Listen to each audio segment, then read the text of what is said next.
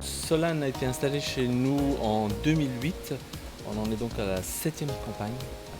Donc auparavant ici, on a toujours eu un contrôle des volumes horaires, de la productivité horaire.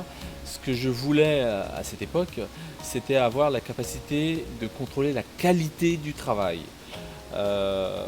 J'ai rencontré Christian Patureau, on a échangé, je lui ai dit voilà, moi je veux un système où je contrôle la qualité du travail.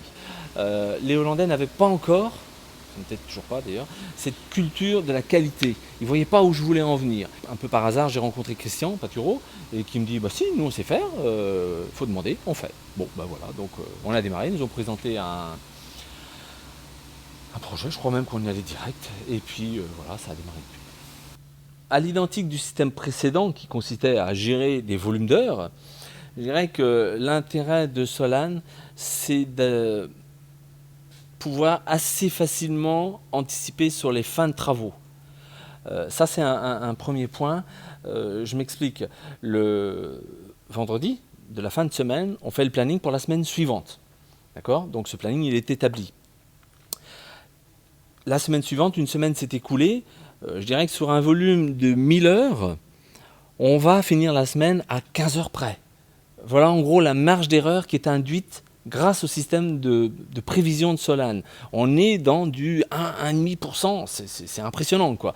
Donc après, à nous de trouver la ressource en heures, parce qu'il y a des malades, parce qu'il y a des heures sup à faire, parce qu'il y a des gens en vacances, etc. Ça c'est un autre problème. La ressource, c'est à nous de la trouver. Mais connaître le temps, le volume d'heures dont on aura besoin la semaine d'après, et une semaine après tomber à 1,5%, c'est impressionnant, quoi.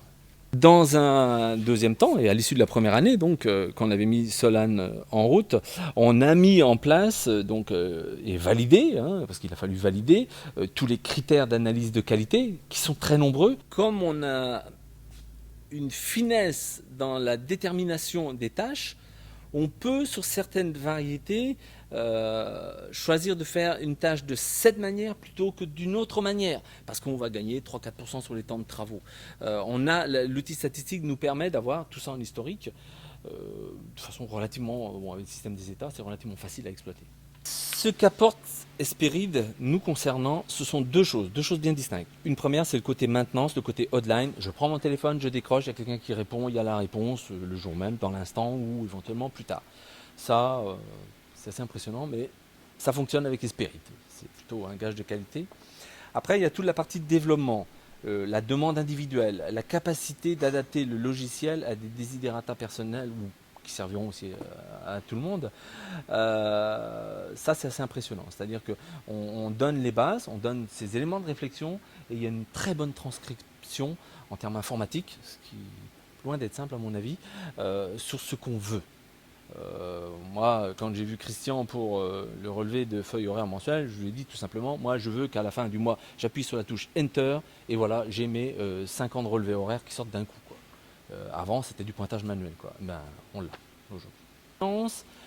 Des volumes du travail. On a des gens qui travaillent. C'est à nous d'utiliser au maximum cette ressource humaine pour pouvoir la valoriser au mieux du possible.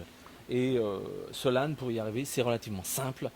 Je pense que c'est quelque chose qui est très productif. En termes de gestion des temps de travaux, il y a aussi une notion de productivité. On n'y passe pas des heures, quoi. Ça avance.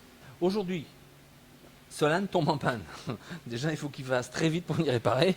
Ça, c'est la première chose. La deuxième chose, c'est que je n'ai pas Solan pendant une semaine.